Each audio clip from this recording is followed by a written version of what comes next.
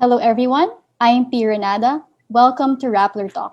Today, we're talking to Ana Tabunda, the research director of Pulse Asia, one of the most respected polling firms in the country, and we're going to talk about President Rodrigo Duterte's popularity ratings, especially now that he is about to enter his last term, his last year in office. So, as we know, this July we are going to hear from him for the last time, deliver his State of the Nation address. It's highly anticipated because we also want to hear right? His achievements, given that he has already 5 years behind him and he has only 1 year left to his presidency. So, Anna, thank you so much for joining us today. Thank you for inviting us. All right, so Anna, just siguro something that's on everybody's mind, right?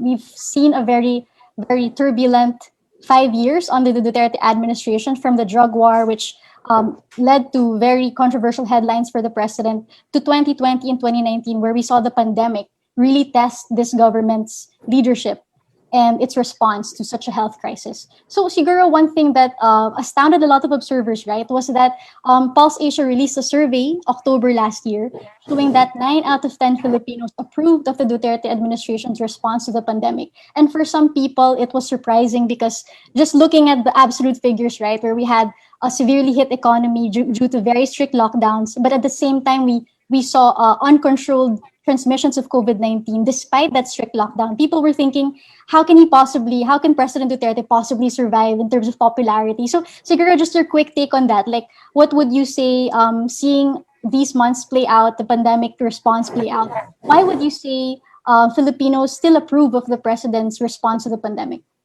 Well, we asked them why they trust the president. So it's not just about the handling of the pandemic, but throughout that 5 year term. And essentially, they're just saying that nabawasan ng droga, nabawasan ng kriminalidad. And then because of the pandemic, we now see some of them saying, natulungan kami because of the ayuda that the administration gave last year. So that is their explanation for their support for him. Mm-hmm. And when you're talking about ayuda, no, siguro it's to put it in context, it's really the lower income Filipinos who receive this. And we also know that a large chunk of your respondents are from the Class E and Class D Filipinos. How about the Class ABC Filipinos? What did they say? Well, they essentially agreed with the rest of the Class D and E. They also approved because we were getting 91% approval, 91% trust. So there were also some Class ABC there. And what did you see? Looking at the data, siguro when you first took a look at the responses of the respondents, what were your first thoughts as a pollster?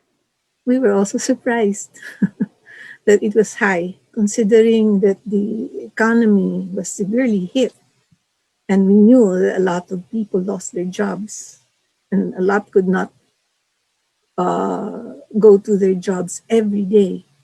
They were being staggered, they were being put in shifts. So we were also surprised.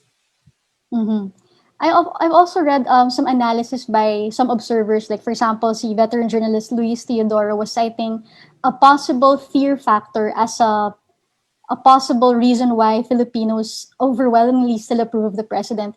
Do you think there's basis to think this way, that maybe people are just scared, that's why they just say yes, we trust the president, or yes, we approve his response to the pandemic? In your methodology, do you think there's any room for this fear factor? Well, we thought the same way during the start in 2016 because we were thinking that because of the drug war, the violence of it, there would be less, we were getting lower approval ratings for him. But when we observed, we sent our people to observe field interviews, there was no evidence of fear factor. Although we're still trying to look at that angle by asking whether they think media is free to speak, but we don't have the numbers yet for those.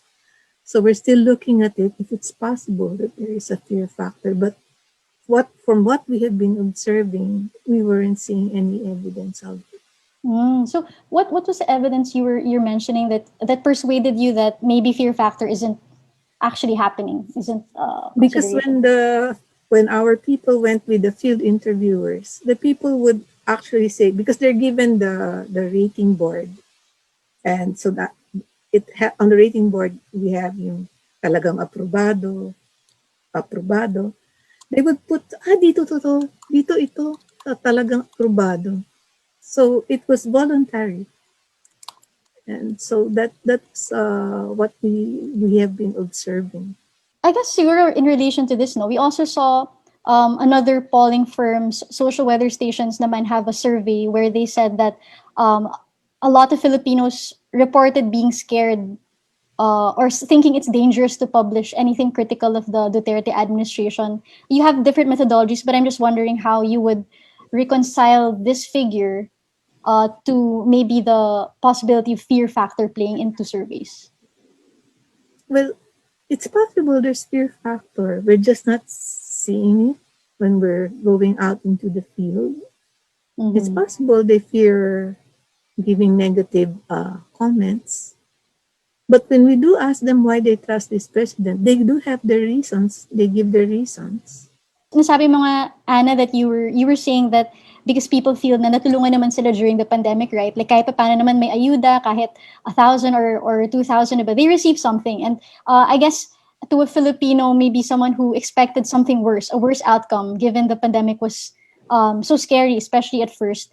Are you saying that, kumbaga parang Filipinos felt that despite, I mean, I'm wondering lang if Filipinos, like respondents, a majority of them, saw naman the reports about the economy declining and jobs, people losing their jobs. Do you think that affected in any way their assessment of the pandemic response, even if they received some sort of aid?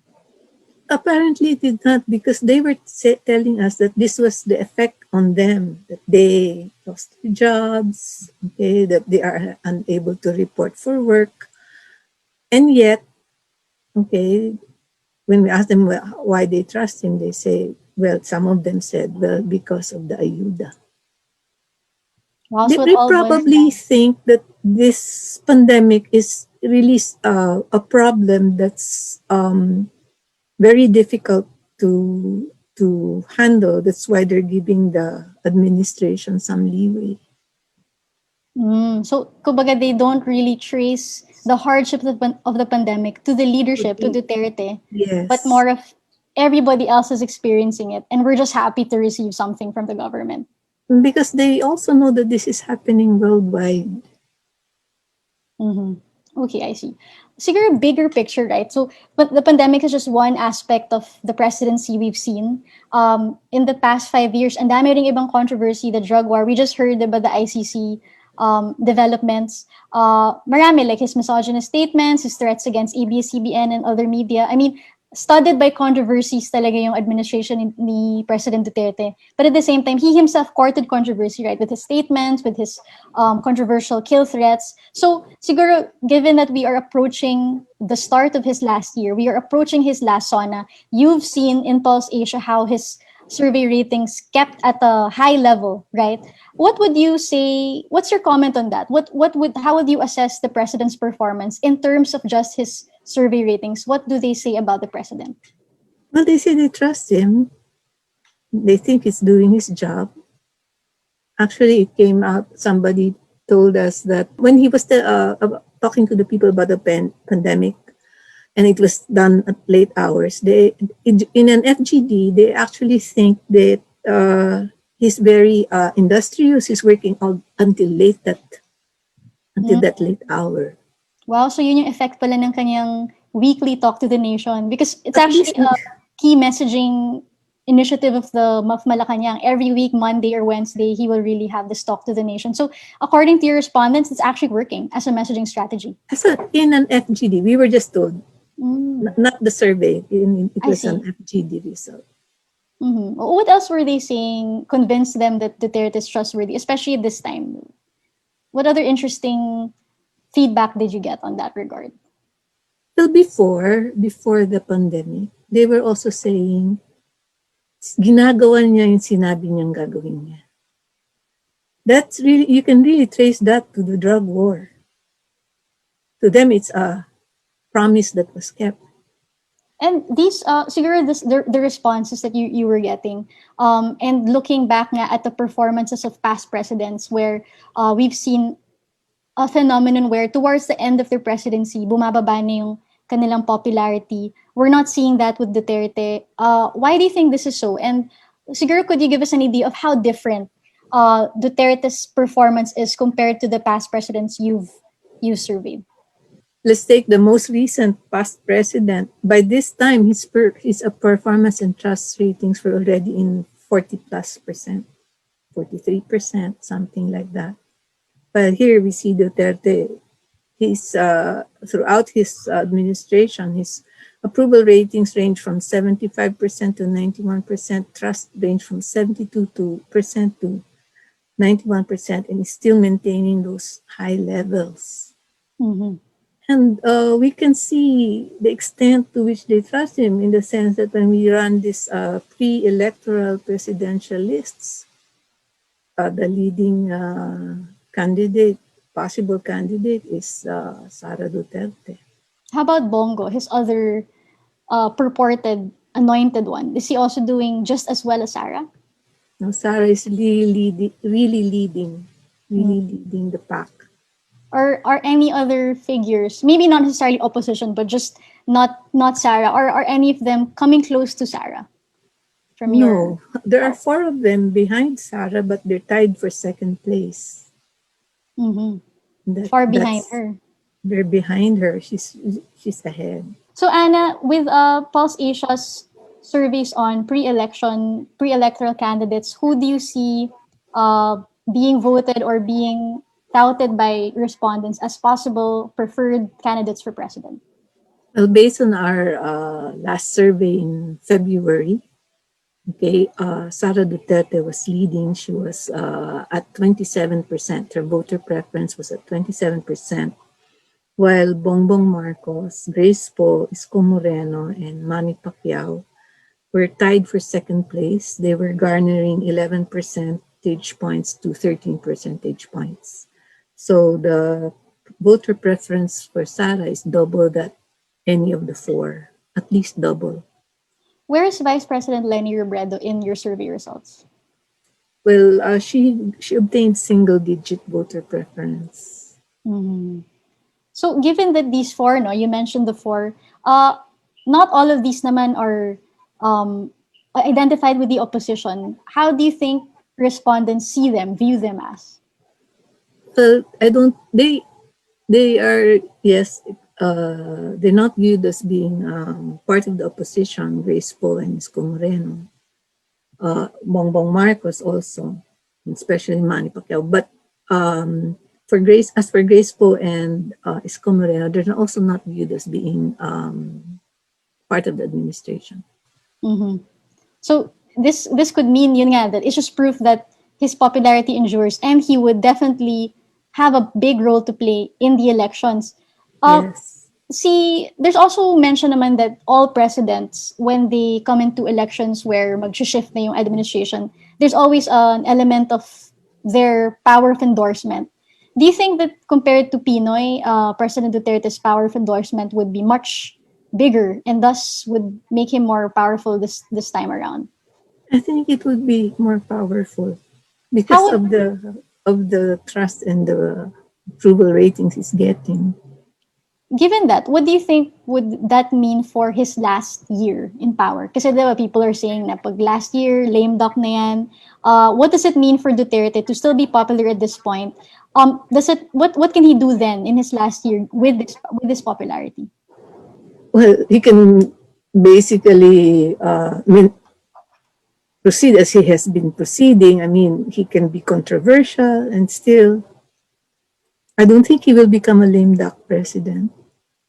Does it mean that parang Congress definitely will, for example, still kowtow to him? I mean, all Congresses naman, di ba, they, at certain levels, subservient sa presidente. Will this be even more so, despite the fact that lots of members in Congress also have their own political ambitions? And some analysts are saying, di ba, parang you can expect a division in the political alignments, the coalition that Duterte formed would be breaking apart as the elections comes near. Do you see this happening also with Duterte?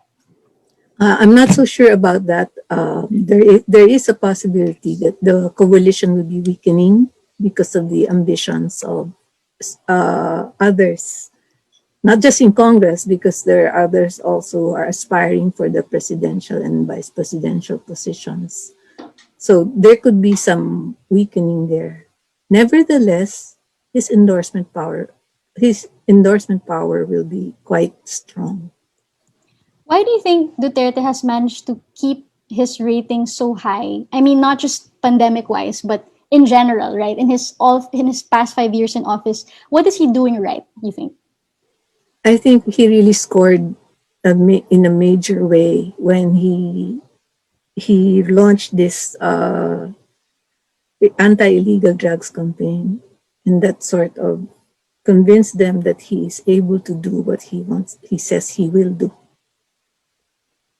Does that mean, Anna, that Filipinos don't really care so much about human rights? Kasi, di ba yun naman yung contention sa kanyang drug war that it's led to killings mostly of the poor. And we know that a lot of Filipinos are poor. Di ba parang may disconnect na sila yung pinapatay, but they're also the ones giving him a high approval rating. How would you explain this discrepancy?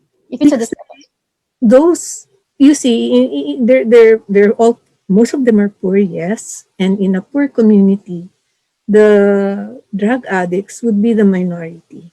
They would not um, be forming a large proportion of the population there, but they happen to affect the level of criminality in the communities. So when the anti-illegal drug campaign was ongoing, the criminality was reduced, and those who don't have relatives who are drug addicts, who are also in those communities, actually felt relieved. So I think that is the reason, even though it seems like there's a disconnect.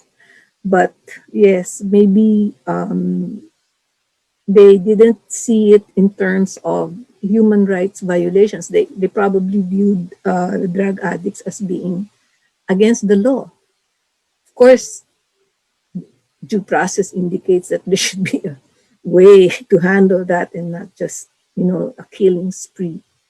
But the very first quarter of his administration, that was the feedback I got from the laundry woman of my sister who lives in Payatas. So that was the reason.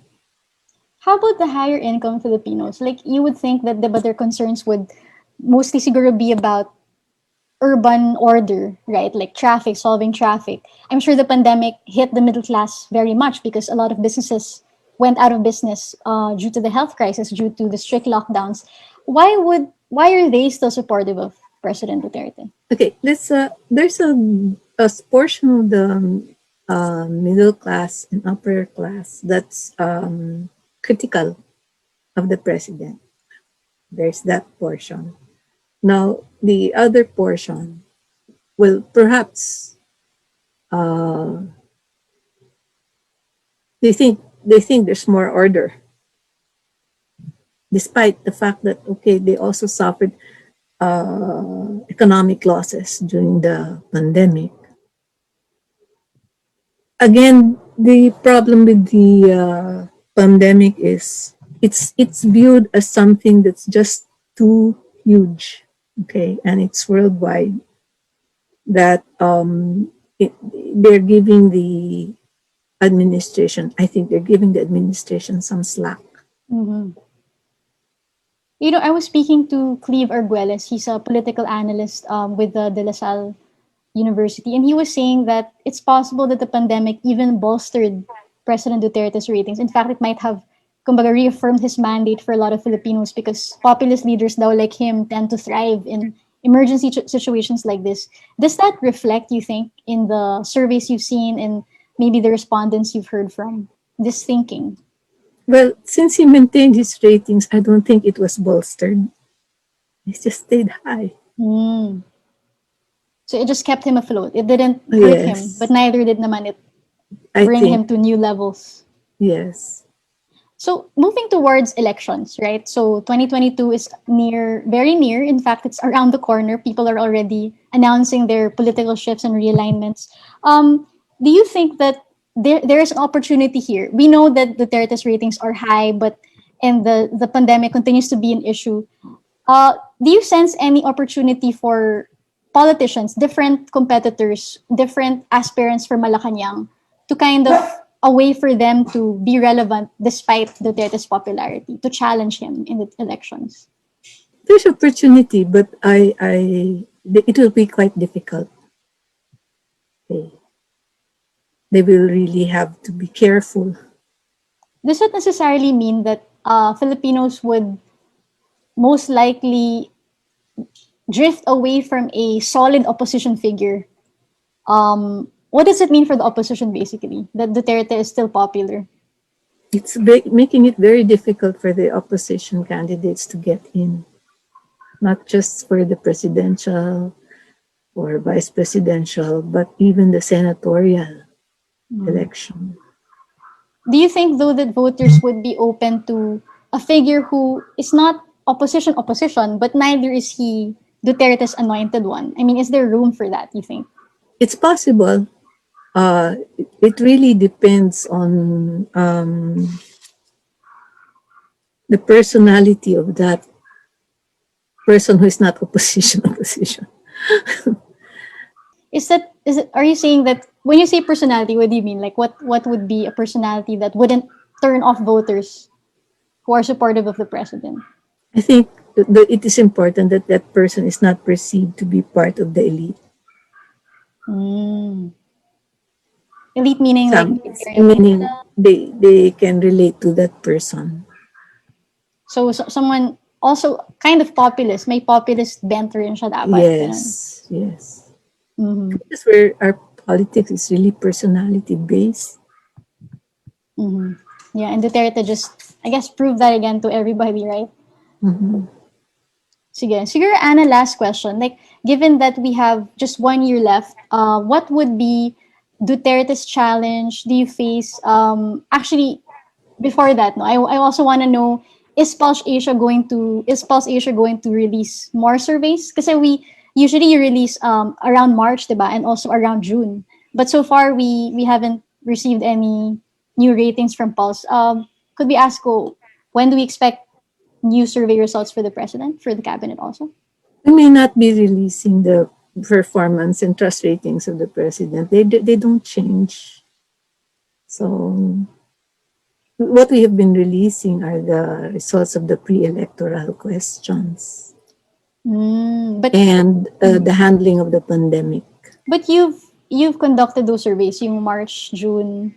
Yeah, the June survey, the results are being processed. The data is being processed.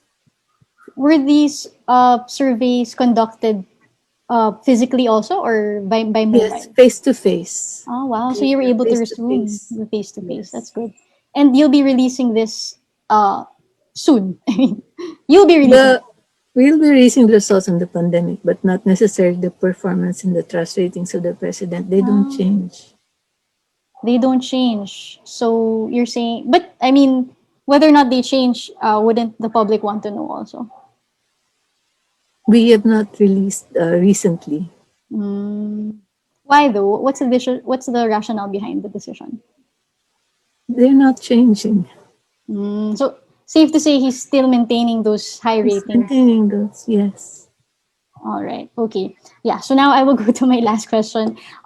With the year ahead, what do you think is the challenge for Duterte? What could it? Do you still see him maintaining those high standard, those high survey ratings, or do you think elections, and even the recent ICC developments, right? Yung uh, ICC prosecutors' decision to request for authority to conduct an investigation. Do you think this could affect his rating still?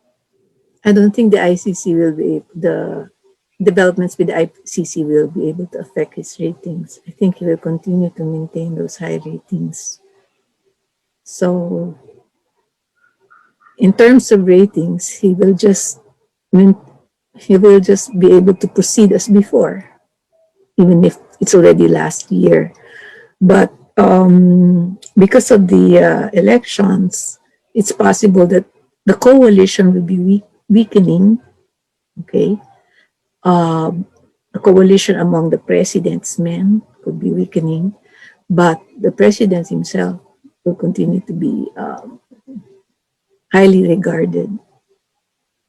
And what does this mean for Filipino voters, you think? Well, some of them will be taking his endorsement into account. That's for sure.